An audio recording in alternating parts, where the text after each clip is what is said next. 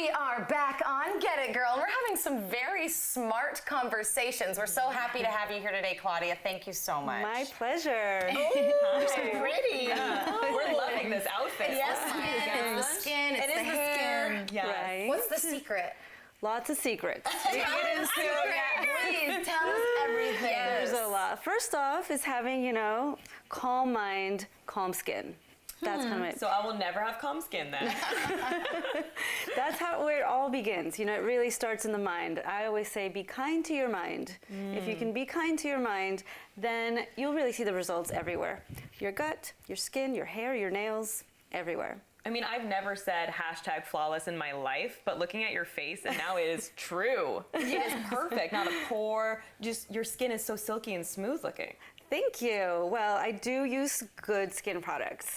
So if you guys want to get into that, that's what we want to talk about. Yes. Well, we wanted because yes, you're a neuroscientist, but you also talk a lot about the skin, I right? do. And how the two of them can connect. Are connected. So and are connected. So tell us a little bit about your background and why you decided to get into skin specifically for some things. Yeah, that's a great question because when I was in neuroscience grad school, basically, I was getting a PhD in neuroscience, not the usual place to go into cosmetics or skin or anything. So it was a very strange, segue out of straight neuroscience. But the skin is one of the largest organs on the body. It's connected to our nervous system. It is the nervous system. So it's our largest innervated organ. And that means that everything that happens in the brain happens on the skin.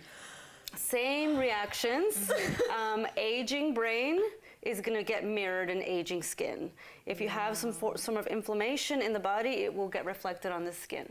So for me, it was a little bit of a leap of faith, but then I found that I could just learn so much more about the brain by studying the skin because I could see it than going in and studying the brain itself. Right. Okay, and as a neuroscientist, right, where do we see the connected area between the unconscious mind? There's no unconscious skin, is there? That's a really interesting point.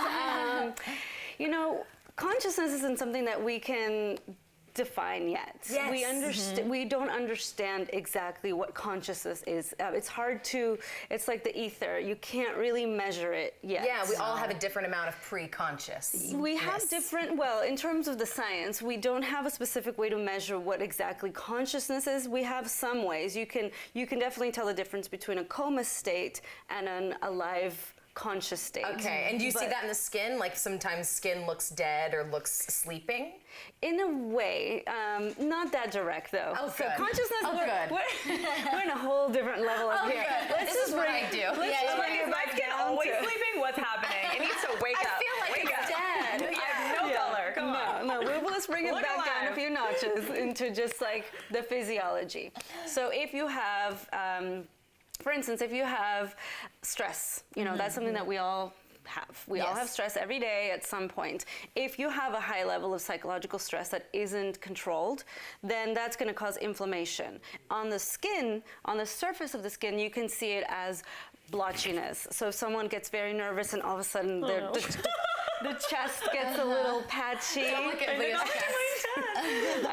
Or just so many different things. You can get breakouts. So if you have oily skin and you have a test coming up, then you might actually get a breakout, and it's the night before your exam. Yes. And that is strictly because of the psychological stress. It's connected. So it is that mind-skin connection that allows us, as a neuroscientist, it allows us to understand the mind better, and also what we do, how we eat, where we live, how we think about things, that also affects how we look. What would be some quick tips that you could give us and our viewers for your kind of skin?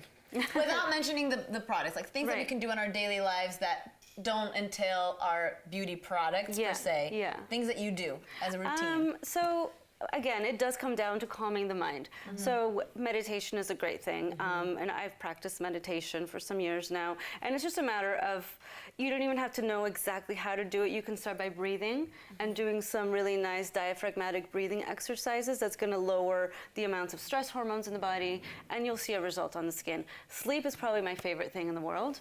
Me too. So getting 7 to 8 hours, that is a requisite for good skin. If you don't get 7 to 8 hours of good sleep, that means sleeping throughout the whole thing and dreaming, you're probably having some form of skin deprivation. So sleep deprivation is skin deprivation. Interesting. This is true. This is crazy. And we see it, like it's measurable, it's visible. Wow. So- last question. Well, with the evolution of gene therapy, how do you think that will impact our skin? That's a great question. So, more in terms of the diseases. So if you have a predisposition for an inflammatory skin disease like eczema or psoriasis or rosacea, you could probably do some gene therapy, and we're talking maybe CRISPR type technology, embryonic, therapies, to actually prevent that from coming along. But the nice thing about these genes is that even if you have the gene and you're predisposed to getting even psoriasis, your lifestyle plays just as much of a role. So how you live your life It's very important. Nature and nurture. You're gonna have to come back, Claudia. I don't know. We have so many more questions. We'll have to bring her come back back. and get her, of course. Yeah.